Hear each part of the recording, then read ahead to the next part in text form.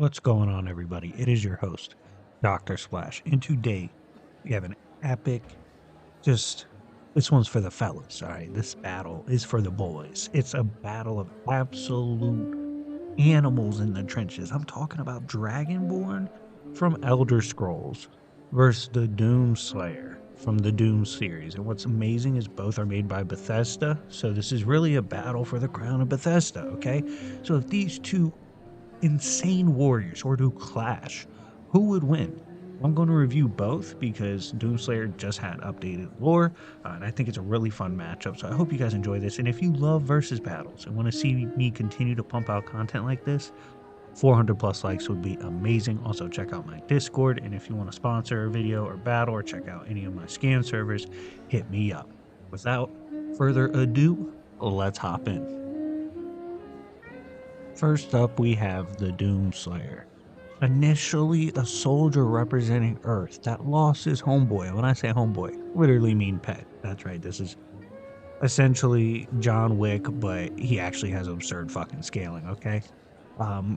Eventually finds himself in hell, fighting demons and being empowered to fight demons for a time immemorial. Like he's just gonna keep doing this shit until he doesn't want to do it anymore. And unfortunately, for all of the hells within the mythos, Doomslayer wants to do that shit forever. Okay, they took one of his, he's taken everything. He is endlessly pissed off, endlessly looking for fates. That's why everybody loves him.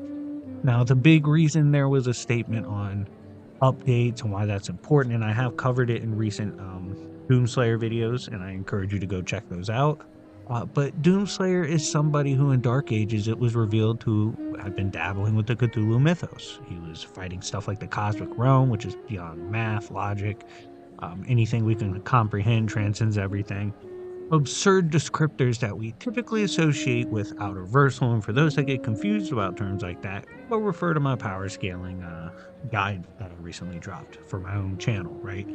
And so he's going to these realms, he's fighting Titan class, which isn't even the strongest, like Cthulhu himself, absolutely bodied him, was able to damage great old ones, couldn't actually fully be killed by them just simply because he's so pissed, because he's angry, he just comes back, and it was shown that they didn't really have a way to stop him, and he's going to be patrolling, right? And Dark Ages was a prelude to later Doom.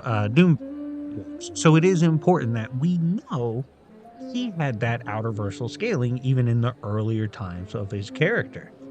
And then we get into the powers and power stacking, right? And why do I bring up power stacking? Because if we have confirmation that even in stuff like Dark Ages, which again predates, is supposed to come before narratively other games of Doom, if he already was outer versal back then and he gets stronger, like one of his literal abilities is when he kills stuff, he absorbs power from it, he gets stronger. He's going down there, bodying Cthulhu, all these things, hurting the great old ones, fighting in the cosmic realm, beat the witch using the power of the cosmic realm. He's doing all these things, and then he goes to the regular hells, which are also, with the descriptors, outer versal, bodying stuff like the icons of sin, and other strong characters, even the creator Devoth, all these things. He has all these powers, and he continues to get stronger. This includes his immortality, his adaptation, his weapons, and like his armor is trans-dimensional. This is why he can basically go from hell to hell and body shit, okay? So his powers, not only do they allow him to be this massive juggernaut of a character, but they are complemented by the fact that it constantly stacks. He is literally getting stronger the more he kills. So it's absurd how much you could get into the power stacking with Doomslayer. Now, in terms of his weapons and armor, I kind of briefly said, like I said, he has trans-dimensional capabilities, essentially allowing him to bypass BFR, or if he needs to go to another location or another dimension, another existence, he can. He's jumped from between realms that consist of the Great Old Ones to realms of the original hells and heavens, right? He also has his armor, which can withstand all these adventures he has been on and allows him to use his power, although it is stated eventually his power will usurp these devices and technologies. He has weapons that can cause cataclysms on a creation level scale, even weapons that are capable of taking down Cthulhu and the likes and imprisoning him. So even the things he carries around, like his cosmic crossbow. These shits hit like a bug. Like you do not want to get popped by one of these. And yes, people argue about him being stronger without weapons, but regardless, his weapons and how strong they are absurd. They also prove his insane hacks resistances because some of these weapons are so strong and primordial that they attack your psyche and your soul, and he's constantly negating this, which is insane.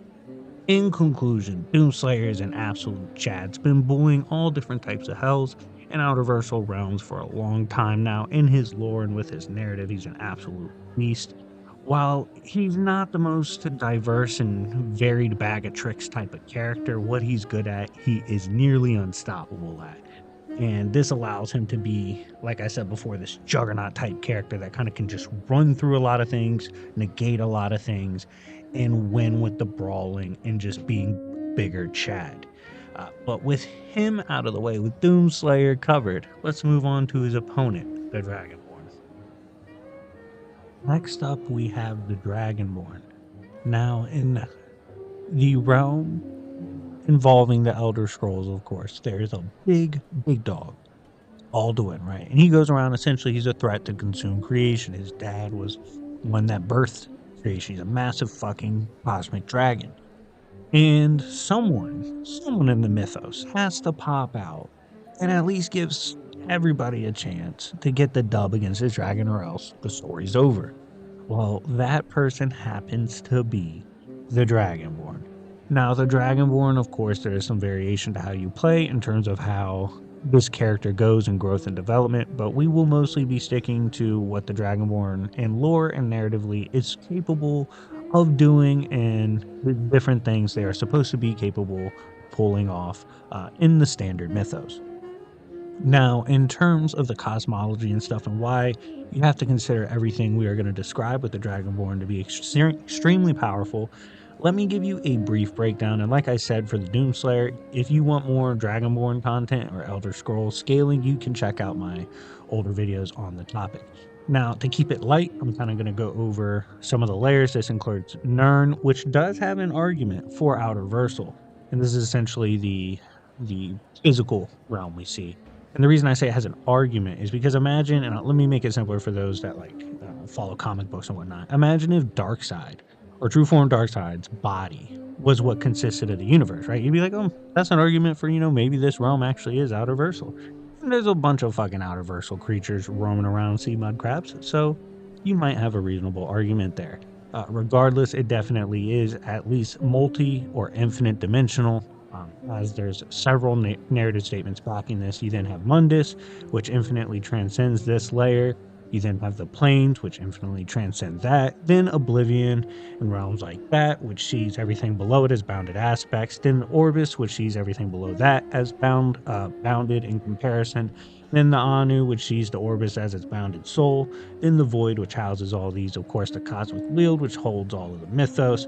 Magic's not bound by any realms. It gets crazy in the mythos. That's the main point of this. Like the mythos itself and the fact that he can scale to some of the strongest aspects as the Dragonborn is actually what makes it so impressive. Now, in terms of weapons and abilities, this is really where the Dragonborn cashes his money. Of course, he has magic, anti-magic weapons, weapons of elemental nature, soul attacking weapons, essence attacking weapons. Anything you can think of, his weapons have this or magic and mystic moderations and modifications to them. But it's not just the weapons that make the Dragonborn incredibly dangerous. There's also stuff like his abilities.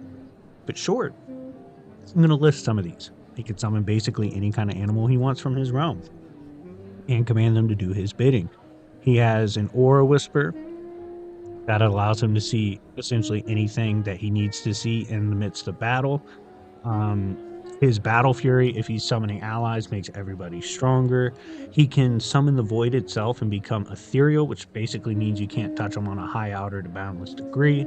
He can bend your will as it scales to how strong his will is. He can call forth ancient dragons to do his bidding, with, of course, dragons literally being able to bend the truth of the mythos, which is absurd. He can call heroes in the Valiant of the Sovngarde beyond time and space to lend aid to him. He can clear things that even can hover up an outerversal realm. He can summon elemental forces and cyclones. He can disarm just by yelling at you and basically command you to do what he wants. He has fear hacks. He can take on the aspects of a dragon. He can command you to bend your soul to his will. He can steal your vitality, fire breath, frost breath, ice form. He can calm you down. He can mark you for death. He can slow down time itself. The ancient heroes he brings forth from Cairn. There's so much he can do. His voice itself that goes forth. It's absolutely absurd what the capabilities are. And that's not even everything he can do. That's just an idea. So he's absolutely hacks out of his mind. Essentially anything you can think of to mess with someone or mess with an opponent if you have access to magic and fiction. The Dragonborn's probably pulling it out at some point to use.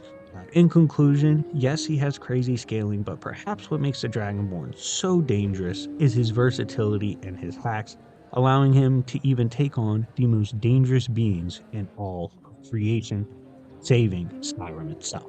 Now, if these two were to clash, who would win? Let's get into it. Alright, if you made it this far in the battle to reach the conclusion, smash the damn like button. That means you rock with me, or you rock with one of these characters, or you rock with both. Now, in terms of how I see this playing out, I definitely am on board with both characters having outerversal arguments. Now, if you put a gun to my head, I would probably say I trust the layering and the cosmology nodes of Elder Scrolls, and saying that cosmology is a little more nuanced in comparison to Doomslayer's. However, I would be willing to concede that both characters and both of their mythos constantly are under siege in the power scaling community in terms of where people place the strength of their cosmologies. Because of that, I'm willing to say, you can say in terms of the scaling, cosmology, and AP, perhaps they could be relative, but if I was forced to say, I would say the cosmology and thus the strength would probably favor Dragonborn, but I don't know. But that doesn't really matter because as Doomslayer fights, he gets stronger, he absorbs, he adapts all these things, and he's already insanely powerful. So I think he's at least relevant enough to brawl, like for sure. And then with his immortality, with his adaptability and evolution, his negation that comes through, like he might not be the most hacks character, but he can negate a lot of things. It makes him insanely formidable in this situation. However, it's not something, in my opinion, that Doomslayer can't overcome. I think here his versatility is of note. Like I think he significantly out-haxes Doomslayer. I don't think anyone's going to argue that. You can't argue some of these hacks would be negated by Doomslayer. However, some wouldn't be. I do think the truth, manipulation, all these things, it's going to start adding up. And once he kills them, yes, Doomslayer can come back, but you can also capture the soul. He could just attempt to capture the ethereal once it leaves the physical. There's a lot of weird shit the Dragonborn can do, and he already arguably has the scaling too, if not already above. So because of that, if you were to ask me who I think wins, my conclusion, I lean Dragonborn. But anyways, guys, let me know what you think in the comment section down below. If this video does very well, both characters will return to the channel for versus battle in the near future. If you agree or disagree, let's keep it civil. I try to keep it civil, but I'll admit I get a little I could be a hooligan in my comment section. All right, I'm a passionate guy. I be doing shit, and I like to fuck around. But let's try to keep it a little civil. I'm trying to be a little better. But let me know what y'all think. Let's grow the community. Shout out to Yancey Street, and remember, it's Yancey Street, bitches.